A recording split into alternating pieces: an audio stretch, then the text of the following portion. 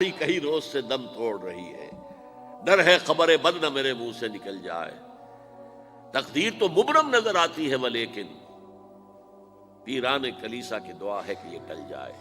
تو پہلی بات میری ختم ہوئی، عالمی نظام خلافت دنیا کی تقدیر مبرم ہے، ہو کر رہے گی، اس میں کسی صاحب ایمان کو کوئی شک، کوئی شبہ، کوئی ریب نہیں ہونا چاہیے۔ البتہ اس کا اب دوسرا پہلو کیا ہے، اس کا آغاز کہاں سے ہوگا؟ پہلی بات تو یہ، ہمارے بعض لوگوں کے ذہنوں میں، سادہ دل لوگ وہ سمجھتے ہیں کہ پوری دنیا میں ایک ہی دفعہ آ جانی چاہیے۔ یہ کوئی علاقائی خلافت تو نہیں ہو سکتی، خلافت تو عالمی ہوتی ہے۔ ان سے میں کہتا ہوں، عالمی خلافت کب تھی جناب؟ یہ تو نہ خلافت راشدہ میں عالمی تھی، کیا ہندوستان شامل تھا اس میں؟ کیا چین شامل تھا؟ کیا یورپ شامل تھا؟ اور پھر جو خلافت کے نام سے جو ملوکیت چلی ہے، وہ بھی صرف آپ دور بنو امیہ میں کہہ سکتے ہیں کہ وہ پورا عالم اسلام کم سے کم اس کے تحت تھا۔ بعد میں خلافت عباس، بنو عباس میں، اور فاطمیین کی خلافت میں، اور آل عثمان جو ہیں آٹومان ٹرکس کی خلافت میں ٹکڑے تھے، حصے بکھرے تھے، کوئی مانتا تھا، کوئی نہیں مانتا تھا۔ اور سب سے بڑی بات یہ، اگر ایک دم پوری دنیا پر خلافت قائم ہو سکتی تو حضور کے دست مبارک سے ہوتی، لیکن نہیں ہوئی۔ نتیجہ کیا نکلا؟ ایک ملک میں حضور نے قائم کر دی، جزیرہ نما عرب، یہاں خلافت قائم ہو گئی، حضور خلیفہ ہے۔ اس کے بعد آپ کے خلفائے راشدین نے پھر اس کو وسعت دی، شرقاً غرباً شمالاً۔ 3 کالمز نکلے ہیں فوجوں کے، صحابہ کرام کے، 3 کالمز، ایک ایسٹ ورڈ، ایک ویسٹ ورڈ، ایک نارتھ ورڈ۔ ایک عراق کو فتح کرتے ہوئے ایران میں پہنچ گیا، خراسان تک چلا گیا۔ ایک شام کو فتح کرتے ہوئے اور پھر سینائی پیننسولا سے ہو کر افریقہ میں داخل ہوا اور اٹلانٹک تک پہنچ گیا۔ تیسرا سیدھا شمال میں گیا، لیکن یہ زیادہ دور نہیں جا سکتا تھا، کوکیشین ماؤنٹینز آ گئے، کوہ قاف۔ اس زمانے میں تو یہ یوں سمجھیے کہ امپیسیبل تھا نا، کوہ قاف، لہذا وہاں آ کر رک گیا بابا۔ اب بھی یہ ہوگا، کسی ایک جگہ سے شروع ہوگا پھر پھیلے گا، اس کے سوا کوئی چارہ کار ہے ہی نہیں۔ اگر ہر جگہ پوری دنیا میں ایک ہی وقت میں ہو سکتا تو حضور کے دست مبارک سے ہوتا صلی اللہ علیہ وسلم۔ اب وہ نقطہ کون سا ہوگا، نقطہ آغاز کون سا ہوگا؟ اس میں پہلی بات تو میں نے کہا، جو شک کرے گا اس کا پھر ایمان مشکوک ہے۔ ہوگا، لازماً ہوگا، گلوبل ہوگا، پوری دنیا میں ہوگا۔ کہاں سے شروع ہوگا اس میں آپ اختلاف کر سکتے ہیں، لیکن مجھے تو 2 حدیثیں تو ملی ہیں جن سے یہ اندازہ ہوتا ہے کہ یہ اس مشرقی خطے سے ہوگا، عرب کے مشرق کی جانب کسی ملک سے ہوگا، کسی خطے سے ہوگا۔ وہ حدیثیں بھی اب آپ پڑھ لیجیے پہلے۔ پھر میں کہہ رہا ہوں، یہ خزانہ ہے جو ہم نے آپ کی خدمت میں پیش کیا ہے، کاش کہ آپ اس کی قدر کر سکیں، یہ حدیثیں آپ کو ازبر ہو جائیں، یاد ہو جائیں، لوح قلب پر نقش ہو جائیں۔ ہندوستان اور خراسان یعنی موجودہ افغانستان کا ذکر ابن ماجہ کی روایت ہے، عن عبداللہ ابن الحارث رضی اللہ تعالی عنہ قال رسول اللہ صلی اللہ علیہ وسلم یخرج ناس من المشرق یؤتئون للمہدی یعنی سلطانہ، یعنی سلطانہ، دونوں طرح سے پڑھ سکتے ہیں۔ حضرت عبداللہ ابن حارث فرماتے ہیں رضی اللہ تعالی عنہ کہ حضور نے ارشاد فرمایا، مشرق کی طرف سے وہ فوجیں نکلیں گی، لوگ آئیں گے جو عرب میں مہدی کی حکومت قائم کریں گے۔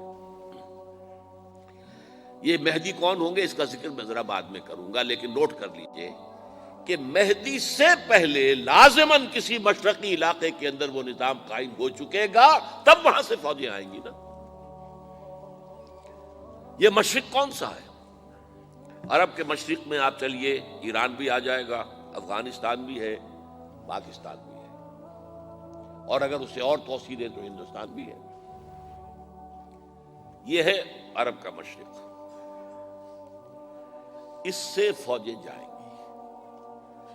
اس کا کیا مطلب ہے کہ اس میں سے کسی جگہ پر نظام خلافت پہلے قائم ہو جائے گا تاکہ وہاں سے فوجیں جائیں گی جو جزیرہ نماء عرب میں حضرت مہدی کی حکومت کو قائم کریں گی۔ اب دوسری حدیث سنیے، یہ سنن ابن ماجہ کی حدیث تھی جو میں نے آپ کو سنائی، آپ نے پڑھی۔ دوسری، عن ابی ہریرہ رضی اللہ تعالی عنہ، یہ ترمذی شریف کی روایت ہے، قال قال رسول اللہ صلی اللہ علیہ وسلم یخرج من خراسان رایات سود لا يردها شیء حتی تنصب بإیلیا، خراسان کے علاقے سے سیاہ جھنڈے لے کر فوجیں آئیں گی، ان کا رخ کوئی موڑ نہیں سکے گا، ان کو پیچھے پھیر نہیں سکیں گے کوئی بھی، یہاں تک کہ وہ یروشلم میں جا کر جھنڈے نصب کر دیں گے۔ ایلیا حضور کے زمانے میں یروشلم کو کہتے تھے۔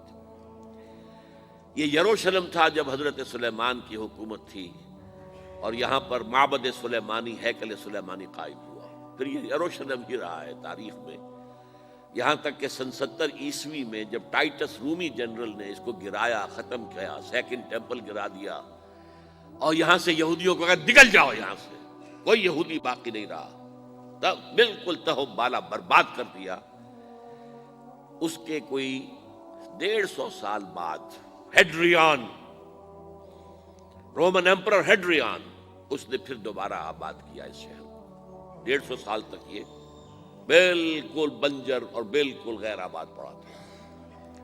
اب ہیڈریان نے جب آباد کیا تو اس کا نام ایلیا رکھا، اب یروشلم نام نہیں تھا، تو حضور کے زمانے میں پھر اس کا نام ایلیا تھا۔